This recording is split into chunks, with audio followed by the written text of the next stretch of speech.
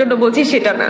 আমি অনেক মোটা মানুষকে দেখেছি তারা মোটা যে জন্য কান্না করতে, আমি অনেক বেটে মানুষকে দেখেছি তারা বেটে যে জন্য কান্না করতে, আমি অনেক কালো মানুষকে দেখেছি যারা কালো যে জন্য কান্না করতে।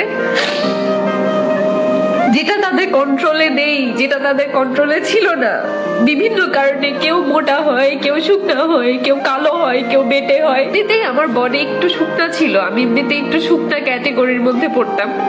আর পারিবারিক বিভিন্ন কারণে, অনেক ডিপ্রেশনে থাকার কারণে আমি অনেক শুকায় যাই।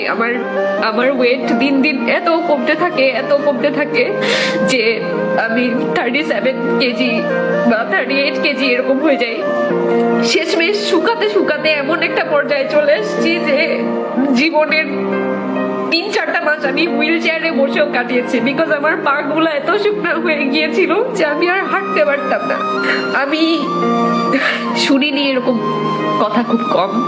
আমি কঙ্কাল, আমি বাতাসের সাথে উড়ে যাব, আমি কাঠি, আমার কোনো শেপ নাই, আগে পিছে কিছু নাই, আমি শুকনা, আমি কাঠি। 0 ফিগার করতে গিয়ে তো মাইনাস ফিগার হয়ে গেছে। এগুলো সবাই খুব ফান করে হাসতে হাসতে বলে, কিন্তু যে শুনে তার কেমন লাগে। মালয়েশিয়া আসার পরে একটা ভালো ডক্টর দেখানোর পরে অনেক কষ্টে আমি ওয়েট গেইন করি। অনেক কষ্টে এখন 52 কিলো, যেটা আমার বডি টাইপের জন্য বা আমার এইজ অনুযায়ী, আমার হাইট অনুযায়ী যেটা অ্যাপ্রোপ্রিয়েট, এটা একদম পারফেক্ট হেলথ। আজকে এত কষ্টের পরে আমি যখন সামান্য ওয়েট গেইন করেছি তখন আমাকে শুনতে হচ্ছে বারবি গার্ল এরকম মোটা হয়ে যেতাম না, চর্বি ডল, মোটা ডল। মানুষকে ব্যান করতে আমার পেজ থেকে 40-50টার মতো হয়েছে মানুষ। আমি ব্যান, শুধু কমেন্ট ডিলিট করতেছি আর ব্যান করতেছি। ওরা তো জানে না আমি যে 10-12 বছর চিকন হয়ে কি পরিমাণ স্ট্রাগল করেছি। আজকে একটু ওয়েট গেইন করার পর আমাকে মোটা শুনতে হচ্ছে। What do you guys want? তুই কি চাও? তোমরা কি চাও? মানুষ কি হোক? মানুষ মোটা হলেও সমস্যা, চিকন হলেও সমস্যা। তোমাদের সমস্যাটা কি? মোটা হোক, বেটে হোক, কালো হোক, শুকনা হোক, যেটা হবে হোক, সবকিছু আল্লাহর সৃষ্টি। কেউ ইচ্ছা করে বিশ্রী থাকে না, সবার ইচ্ছা সুন্দর হওয়ার।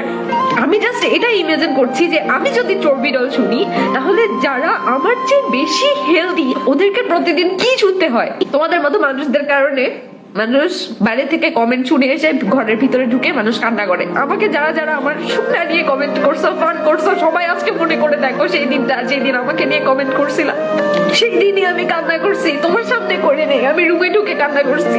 আর আজকে আমি মোটা হয়েছি, তোমরা আজকে বলতে আসছো আমি মোটা পারবি।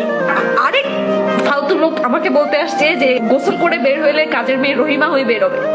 কেন কাজের মেয়ে রহিমা বিশ্রী? সে কাজের মেয়ে বলে তার ডিজিগনেশন সে বিশ্রী, হেল্পার বলে সে বিশ্রী বলতেই রহিমা কেন? রহিমাতে তুমি অনেক সুন্দর।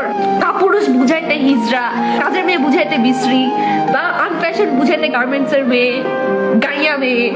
কেন তোমরা এমন কেন? দুনিয়াটা এত ফালতু কেন? মানুষের বডি নিয়ে, মানুষের ডেজিগনেশন নিয়ে, মানুষের পেশা নিয়ে কমেন্ট করা, হাসাহাসি করা বন্ধ করো।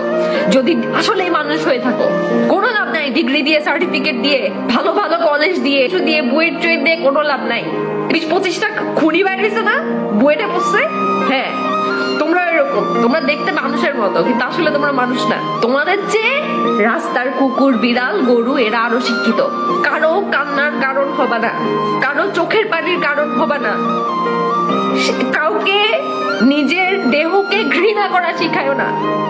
তোমার কারণে কেউ যেন আয়নার সামনে দাঁড়ায় না বলে আমি বিশ্রী, আমি মোটা, আমি চিকন, আমি বেটে, আমি সুন্দর না, আমি কালো। তোমার জন্য কেউ যেন এটা না বলে, প্লিজ।